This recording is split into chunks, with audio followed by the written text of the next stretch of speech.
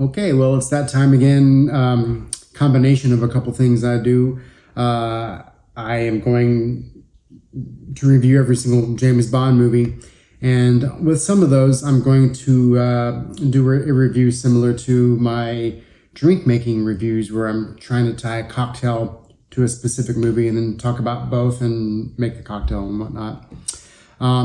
Obviously, when you have GoldenEye, there's a scene where he is drinking a mint julep. They're in Louisville, where the Kentucky Derby is held. So, I mean, of course, if you're James Bond and you're going to be in Louisville, you're going to drink a mint julep because that's what you do. I'm sure when you're in Rome, you might have a Negroni. Japan, sake. The list goes on. But obviously, mint julep, Kentucky. No other option there. Now, as far as the movie itself, before we start getting into making the mint julep, talk a little bit about the movie, and then we'll kind of go on from there. But this is, I would say, without a doubt, the most famous James Bond movie.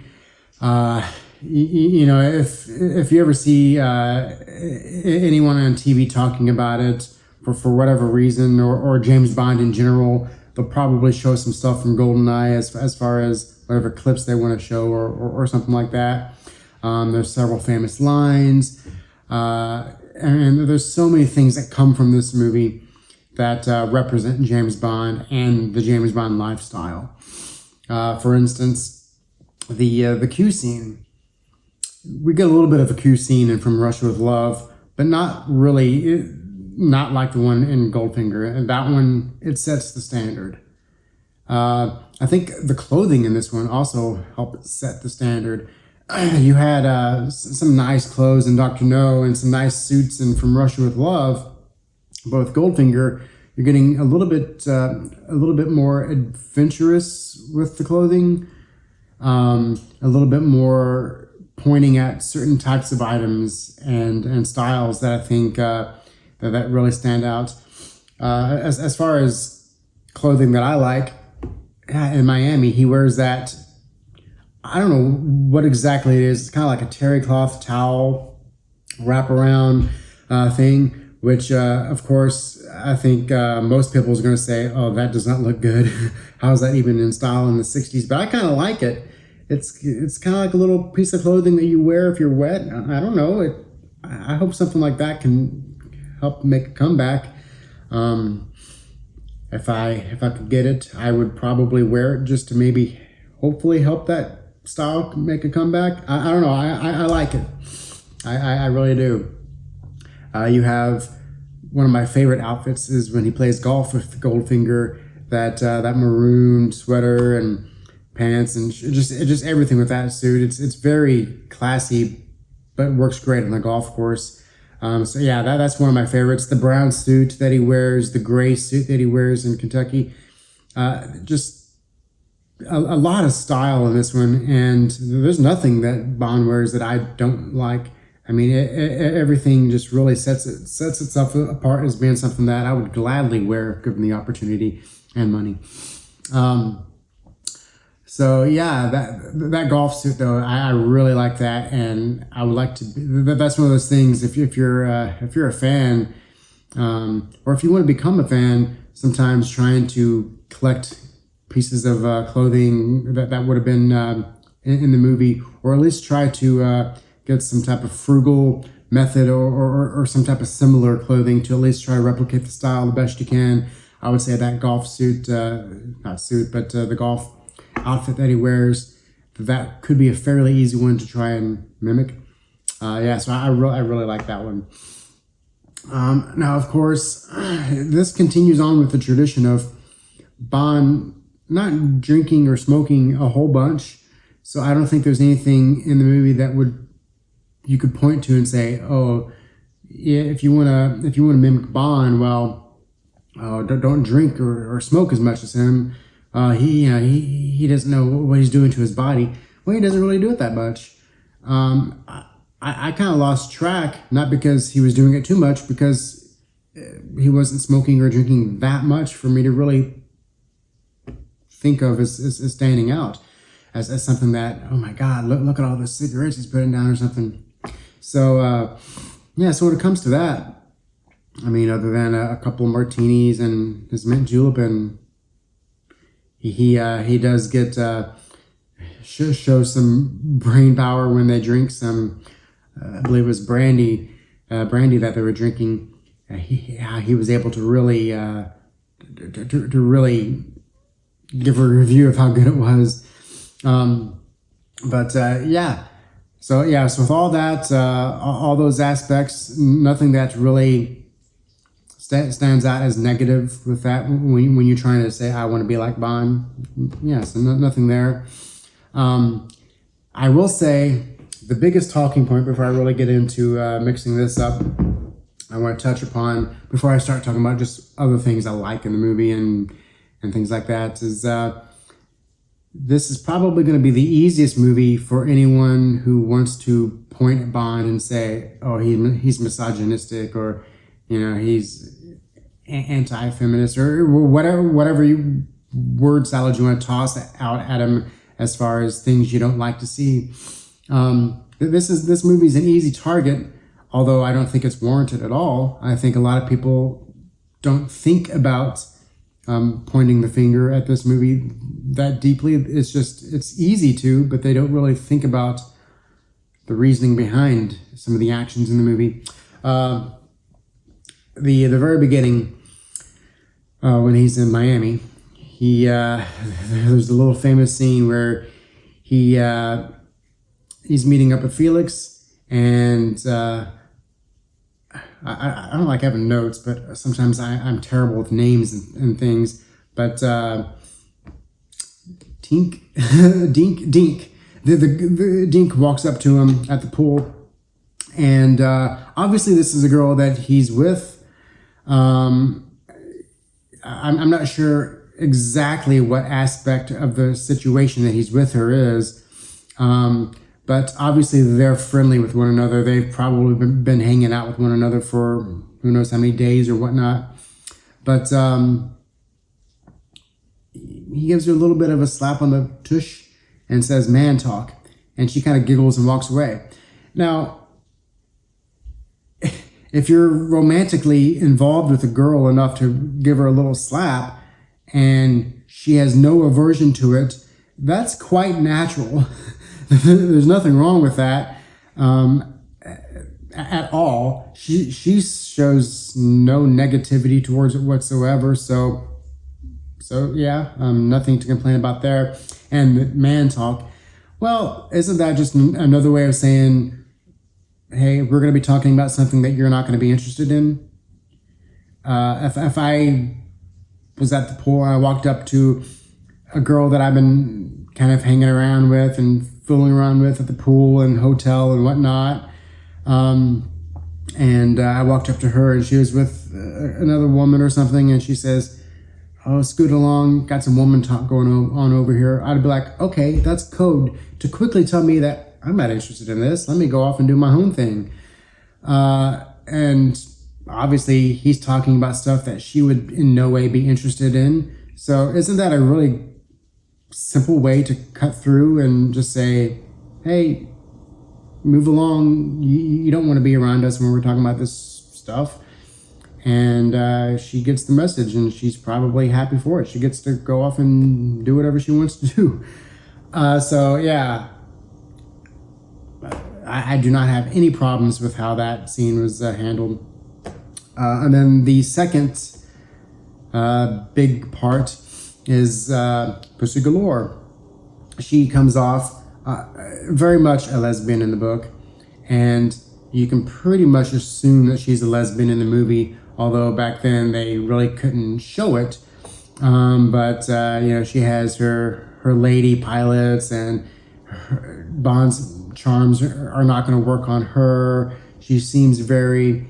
she just comes off as a lesbian, or at least very not into guys at her workplace, maybe. I don't know. However you want to look at it, she's just not into Bond, but she's also playing for the bad guys in the situation. And no matter what, you can always point and say, this is a spy on a mission, and he may not necessarily be saving the world by doing what he's about to do, but he's saving hundreds of people's lives all around Fort Knox. He's preventing the villain from winning. I mean, so his forcefulness to attract Pussy Galore's affections, well, he's a spy. What do you expect him to do in that situation? And ultimately, him being, he is a bit forceful with her, tossing her in the hay and just kind of being flirty and being a little forceful. We never see him be forceful to the point where he's overtly violent and really forcing Pussy Galore into sex. She eventually, she gives in to him. You might say, well, was she totally giving in to him, or was she just accepting the fact that he's overpowering her in the situation, or did she finally just succumb to his, him being Bond, his charms? Either way, it does not matter to me. It looked like she ultimately was happy with the decision that she made. She turned good. She switched the gases and helped save the day. And if he did not do what he did and be a little forceful with her, then hundreds of people would have died, and James Bond would have got demoted probably. I don't know about that, but it's not supposed to reflect what the average person does on a daily basis. It's supposed to reflect what a spy is willing to do with their arsenal of advantages that they have. And of course, Bond, his arsenal is, well, he's just pretty much good at everything, including seducing women.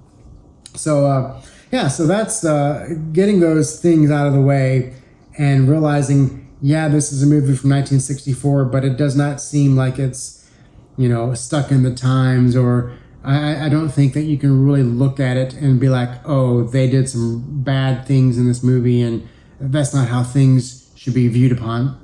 I don't think that whatsoever. So now that we got that out of the way, let's start talking about this drink. We're, 3/4 into the movie or so, and the fine scene of when Bond's always meeting up with the villain and having dinner or having drinks or something like that. That's happening there in Louisville, and they're having some mint juleps. And although they do not have the mint juleps in a glass like this, it's still the exact same drink. Now, as far as, if you don't know, obviously this is the drink that's served at the Kentucky Derby and has been for quite some time. It's simple. It's a very simple drink, and therefore can be hard to mess up if you don't just stick with the simplicities of it. If you start trying to do too much, or let me add this, let me add that, let me change this around, let me change the type of whiskey, and how about this type of syrup instead of that type of syrup, I think you can really start meddling too much. It's simple bourbon. Obviously, anyone will say, well, you can just use whatever whiskey you really want to use, but it's Kentucky bourbon is what you're supposed to use, and I have some bourbon here, right?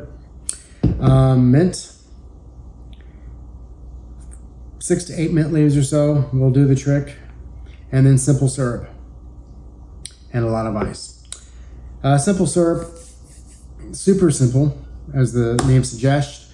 It's 1 part water, 1 part sugar, heated up in a pan, and you can actually mess this up by boiling it and burning the sugar.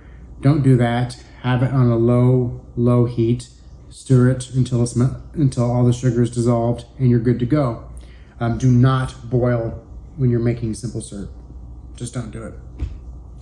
So getting back to Goldfinger here.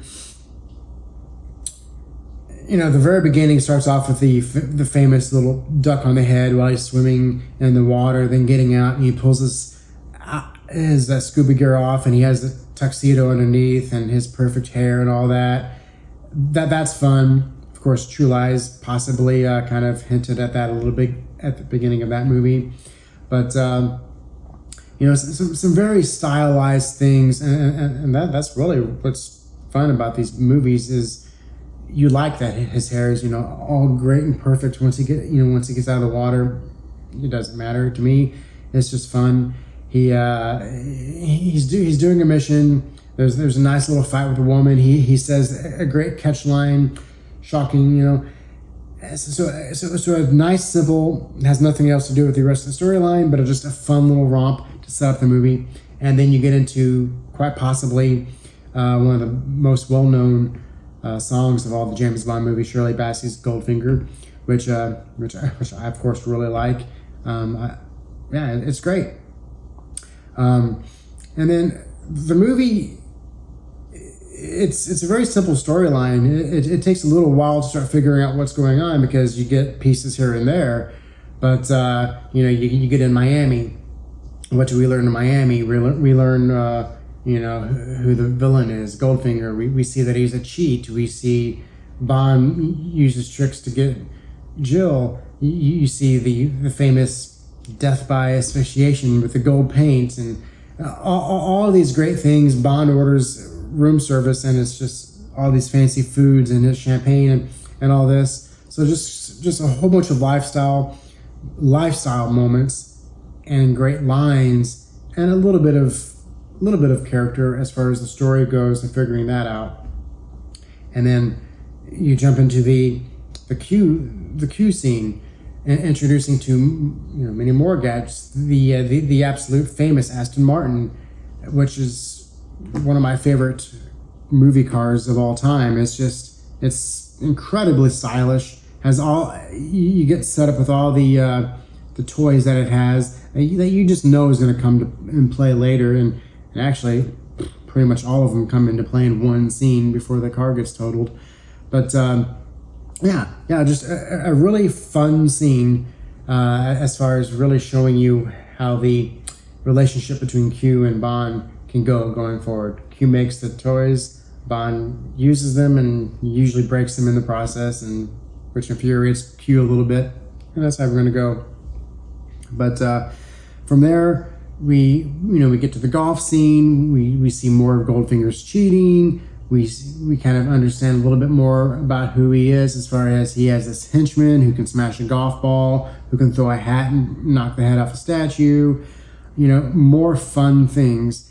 And we're just learning a little bit about characters and things like that, but it's so much more than that when it comes down to just the playing of the golf and how the characters talk and the clothing and all that, and I think that's where the Goldfinger starts taking a turn towards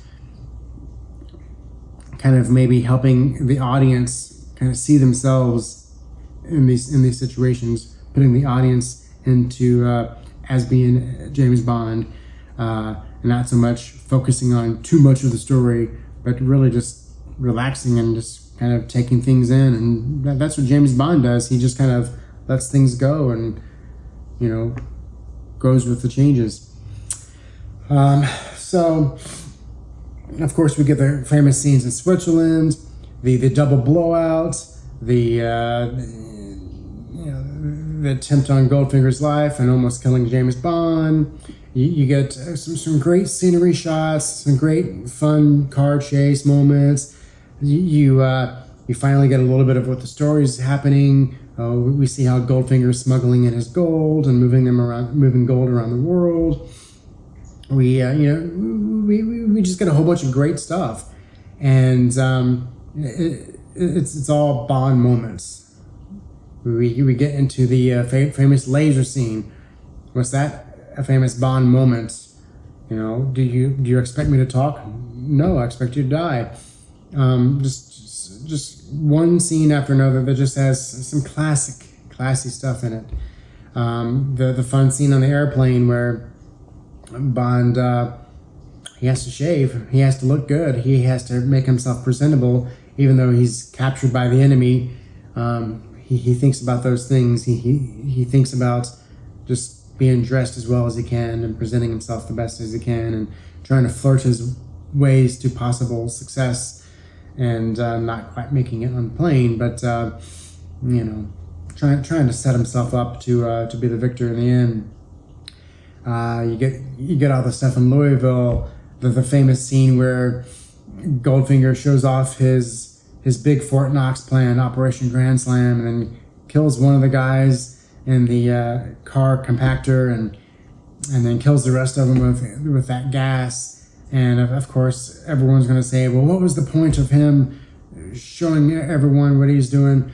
Maybe he has some ego. Maybe he just likes showing off. I mean, he did build that entire huge structure that flipped around and all this stuff going on. And, well, it's kind of impressive. Show it off. Maybe be a little egocentric.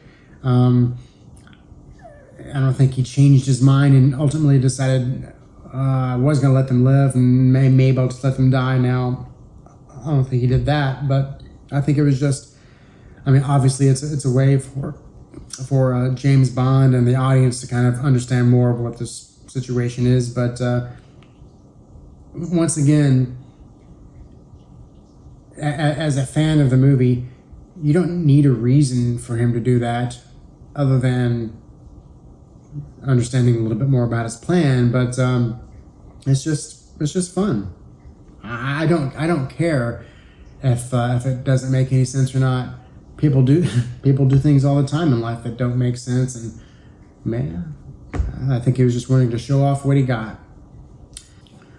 Okay, so then we get to the scene where Bond has his mint julep with Goldfinger, and really, this drink is very, very simple.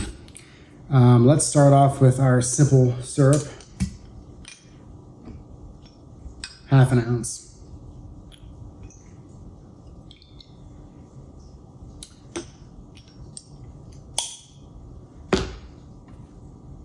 And like I was saying earlier, 6 to 8 mint leaves.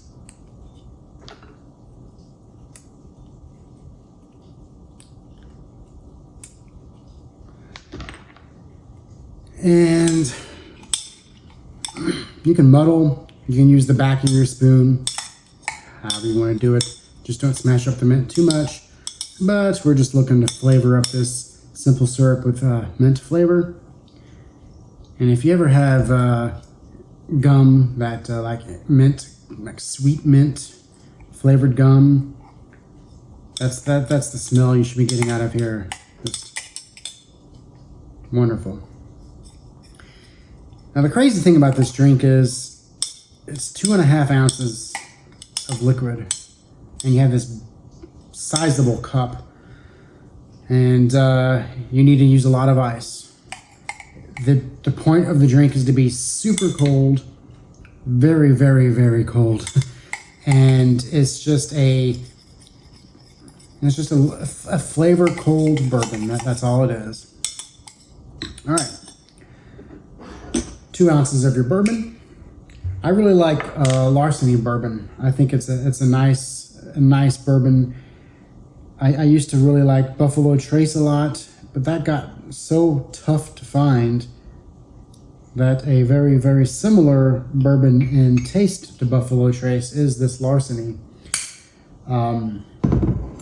Yeah, just whatever bourbon you like. I like a corn-based bourbon like this that has a little bit of extra sweetness. I think it pairs well with the mint julep. All right. So now we want to add some pebble ice. This is the best ice for this drink because really it's so much about the ice. You want to be able to get as much ice covering as much surface area in this as you possibly can to really make sure the drink is well chilled. So first of all, pour your ice in there. Give it a nice stir.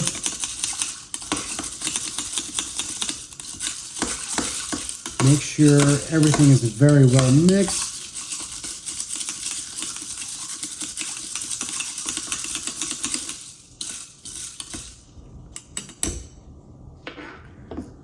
Pour the rest of your ice in there. So with the ice, we really want to be able to get almost a snow cone out of it. Just like that.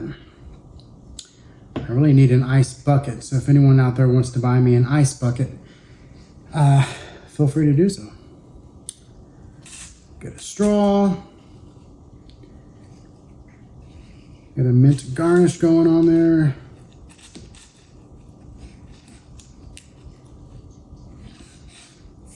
And there you have it.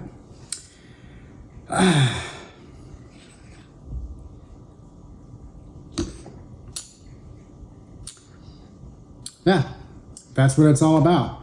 It's a sipper drink.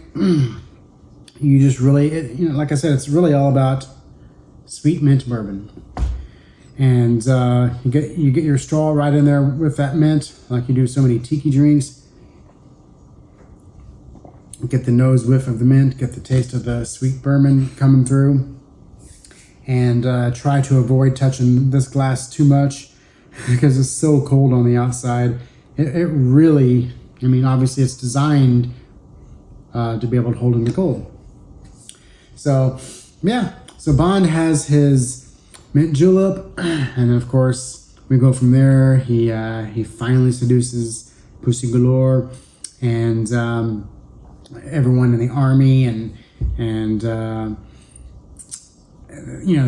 all pretend to drop dead after the planes pass over, and then you get the whole showdown at Fort Knox, and the bomb being stopped right at 007 seconds, and then the finale with the plane. It's a fun movie. Is it the best Sean Connery Bond movie? Possibly. I will be doing I'm thinking about doing like an Oscars ranking of each Bond actor, and I'll have like a best picture, best production design, best score, best clothing, whatever I want to do. But will this be a best picture for all the Sean Connery movies? Possibly. Is it the best as far as the best written one? Or the one that is the best, possibly because it's the most famous one. I don't know. We'll see, but definitely watch it.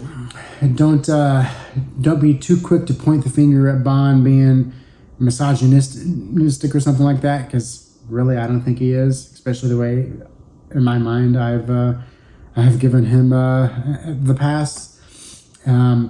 And just enjoy the music, the clothing, the drinks that he has, and the way he is so casual in the face of danger, of just letting things happen as they happen, and always being prepared to do what is needed to be successful in the mission. So yeah, that was Goldfinger and the mint julep. Next we have quite possibly one of my favorites of Sean Connery. Definitely one that's going to go head to head, and possibly with another couple Sean Connery ones. But Thunderball, which Thunderball's a really, really great one. So we'll see how that one compares to Goldfinger and all those lifestyle moments, writing it and all that. But until next one, have a good evening.